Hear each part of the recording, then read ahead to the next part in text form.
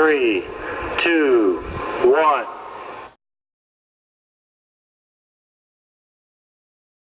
Bonded over Starch. I'll bond with anyone over Starch. Live long. Who would? Yes! Yes! What did you just do? Live long, you know. Can you do this? Oh my God! Yeah. Okay.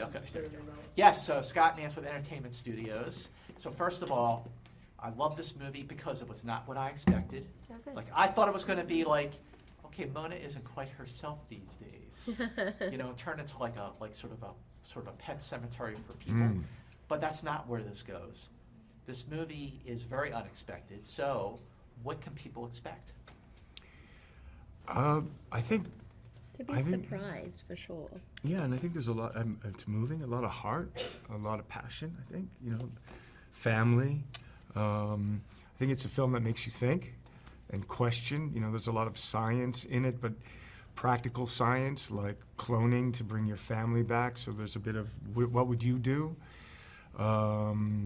There's some kind of nefarious kind of technological company that's taking something that is so impactful personally to us, that ends up to us, that wants to maybe use it for not such good reasons. So there's a cautionary tale in the piece. Yeah.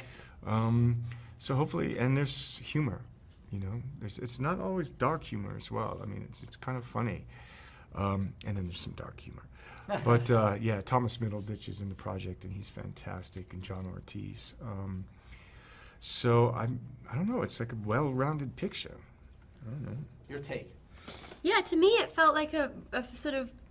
I mean, I watched it with some of my family, and it felt like a movie that played to the family, which I quite liked, because it also does ask questions that are maybe a little bolder or braver or outside the box, and I think that it sort of pushes the boundaries in that way. I mean, it certainly made me question things, and it certainly kind of instills your belief in family. I mean, it really is a family story. The fact that it is about family, the fact that it does have a lot of heart, a lot more than you would expect for a suspense thriller like this. Like, who is going to watch this movie and relate to it and ask themselves, what would I do? Totally. Right? Who wouldn't? He's saying everyone should watch the movie. Oh, everyone should? Yeah, it's for everyone. Yeah. Yeah. It is for everyone, though. That's kind of hard to do, I think, in this genre, but it like right in the camera. It does feed everyone. But also, it is a provocative film, because we're not that far off from this. I mean, in recent years, you've seen like cloning of animals, cloning of people, not that far. So like the moral dilemma that really that asks you, like, if you were in this position, what would you do? Yeah, I think that's the enjoyment of the picture. That poses that question, And it's also a big heart.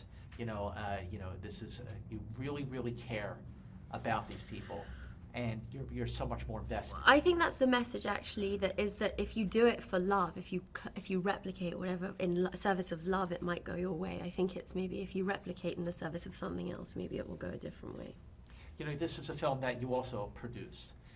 So like how, I guess, does it? How much more did it mean to you to really make this film? Yeah, I was part of the beginning of the story and telling of this story, and in the creation of it. I'm an executive producer on the picture, so I wasn't doing physical production, but in terms of the creative it was my baby. It is my baby. Yeah. And people tend to talk about these things as laborers of love,